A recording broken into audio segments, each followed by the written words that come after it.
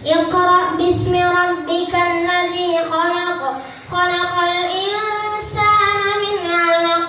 Iqra wa rabbukal akram, alladzi 'allama bil qalam, 'allamal insana ma lam ya'lam. Karena ada perintah, bacalah. Rasulullah dulu nggak bisa baca tulis, ya. Memang betul Rasulullah nggak bisa baca tulis. Karena ada perintah Iqra bismi rabbikal ladzi khalaq, makanya turunlah yang pertama surah Al-Alaq. Wahyu kedua surah Al-Muzammil, wahyu ketiga surah Al-Mudaththir. Sampai wahyu terus berlanjut. Karena awalnya yang kita ketahui itu Al-Fatihah, akhirnya surah An-Nas. Yang tadi Syekh Rashid baca pas witir itu kan surah An-Nas. Itulah akhirnya Al-Quran. Al-Fatihah, Ummul Kitab, itulah awal Al-Quran.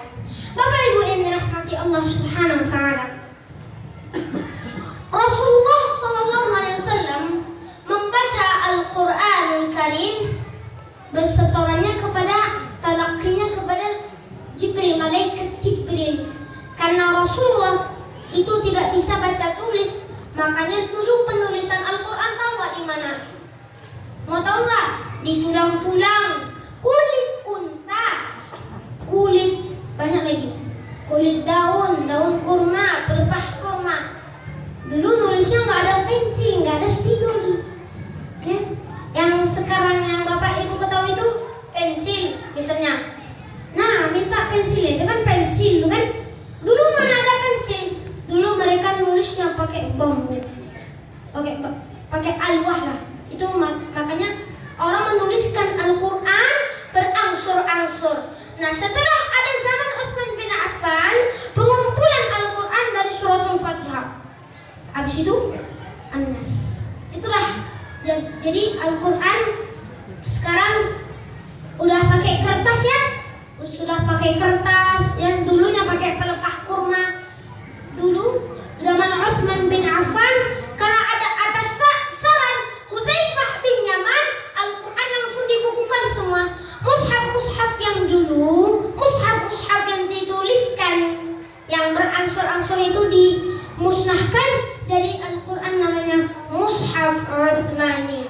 Karena ada di tulisan Al-Quran birrasmil Utsmani, atas rasanya Utsmani. Rasulullah SAW bersabda, "Man qara'al Qur'ana wa hafizah, adkhalahu Allahul jannah." Barang siapa yang membaca Al-Quran, maka Allah akan masukkan dia ke dalam surga. Amin ya Rabbal. Amin. Misalnya nih, Bapak Ibu punya anak satu saja. Yang punya anak satu, yang kakek-kakek punya cucu banyak, misalnya aja nih. Nah, nanti mereka hafal Al-Quran. Mereka yang akan menyelamatkan Bapak Ibu semua masuk surga. Makanya ajarilah anak-anak dengan Al-Quran dan agama, jangan dengan tablet dan HP. Ya, tadi siang saya nggak tidur karena dengerin murattal Al-Quran. Indahnya murattal Al-Quran pada siang hari. Saya nggak tidur itu. Setelah sholat zuhur, saya buka komputer, saya buka murattal Al-Quran. Wah, nggak tidur nih. Sampai saya cek murojaah saya sampai mana? Surah Al-Maidah. Saya buka itu surah Al-Maidah. Sampai akhir surat saya nggak tidur. Tadi saya pas perjalanan ke sini tidur. Karena tadi siang nggak tidur, makanya saya tidur tadi. Akhirnya dibangunin. Cit, bangun Cit, udah mau sampai. Akhirnya alhamdulillah ceramah seger. Ya, karena dengar murattal Al-Quran tadi siang. Jadi murattal Al-Quran itu sangat mendidik. Ya, murattal Al-Quran misalnya Syekh Musyari Rasyid, bagus itu.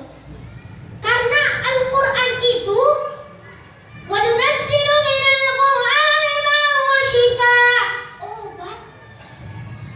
obat anti galau, obat anti stres. Kita banyak kerjaan ya kan, aduh kayak mana ini. Akhirnya kita balas dengan baca Al-Quran, masalah hilang. Masalah bakal hilang karena dengan bacaan Al-Quran, ya.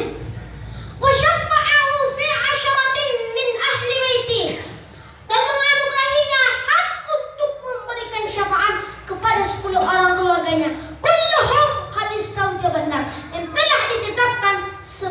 menjadi penghuni neraka. Misalnya nih, bapak ibu kan masuk neraka, ya kan? Bapak ibu masuk neraka. Terus anak bapak ibu yang nolongin. Ayo bapak ibu, mari kita.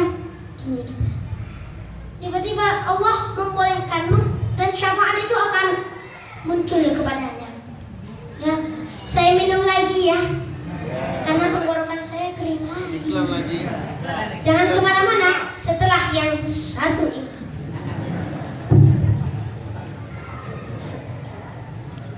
Kenapa mau beliau itu malam jam 12 pun. Dan minum lagi sudah Mangan tuh kembali. luar biasa anak ini. Nah, Tapi bapak ibu baca yang Quran dirahmati itu. Allah, udah jam berapa ini? Itu jamnya besar saya rasa itu. Ini ya. Waduh, udah larut malam ini. Lama-kelamaan tausiah ya. Tapi nggak apa-apa. Yang penting ilmunya barokah. Amin. Bapak Ibu, saya ingin bertanya. Bapak Ibu pernah nggak khataman Al-Quran? Pernah nggak baca Al-Quran sampai khatam? Ibu-ibu, bapak-bapak kan banyak kerjaan ya kan? Ibu-ibu yang sering. Masya Allah ibu, subhanallah luar biasa ibu. Kalau ibu-ibu yang khataman Al-Quran 30 juz, itu contohkan Imam Syafi'i. Setiap hari beliau khatam Al-Quran 30 juz. Beliau itu Imam Syafi'i hafal Quran juga. Khatamnya di bulan Ramadan banyak.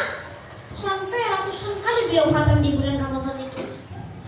Pagi, sore, malam, siang, khataman terus. Beliau baca Al-Quran terus setiap hari. Kadang beliau menulis kitab juga sambil khataman Al-Quran. Kalau kita belum beres kerjaan, belum boleh telat. Belum boleh, maksudnya belum boleh keluar. Belum boleh keluar. Kalau coba didengarkan, coba ibu bapak rasakan dengan membaca Al-Quran.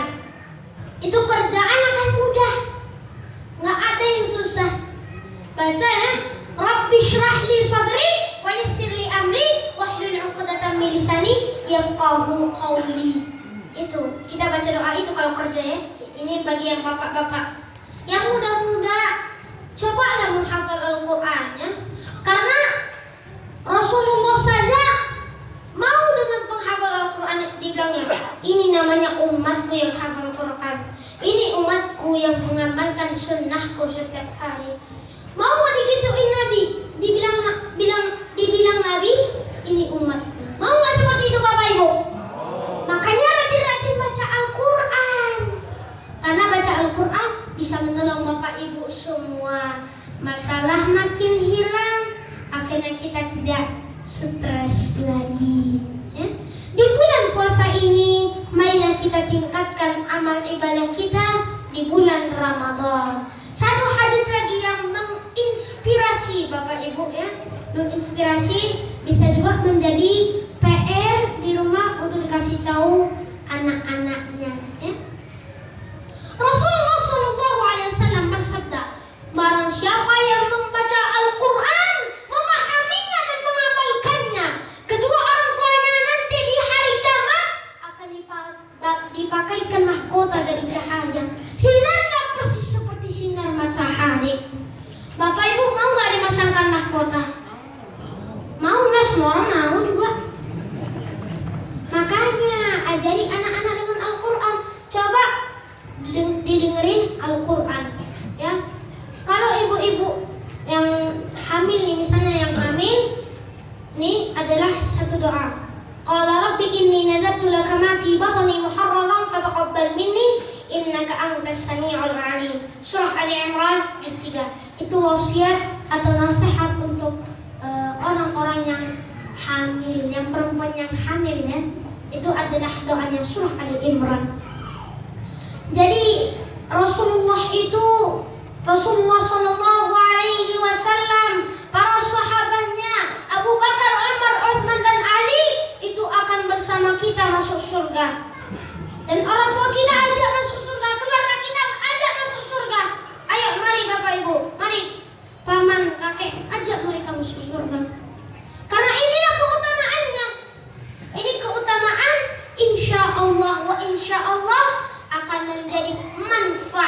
bagi Bapak Ibu semua. Amin. Nanti kedua orang tuanya akan diberi dua perhiasan yang tidak bisa dibandingkan dengan dunia.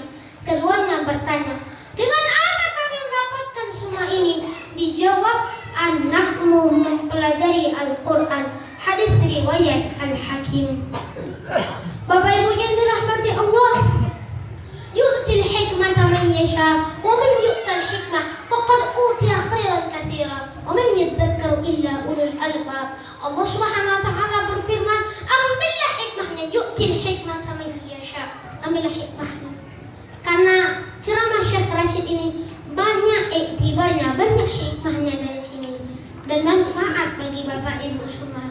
Karena Syekh Rashid berceramah ini bukan untuk riya, bukan dipamerkan, tapi untuk motivasi untuk Bapak Ibu semua. Karena Allah Ta'ala berfirman, ya ayyuhalladzina amanu qu anfusakum wa ahlikum nara. Wahai orang-orang yang beriman, jaga dirimu, jaga keluargamu dari api neraka. Itu yang saya inginkan kepada Bapak Ibu yang dirahmati Allah Subhanahu wa taala. Demikian yang saya sampaikan, semoga bermanfaat. Allahul muwaffiq ila aqwamit thariq. Akhirul kalam, fastabiqul khairat. Assalamualaikum warahmatullahi wabarakatuh. Waalaikumsalam warahmatullahi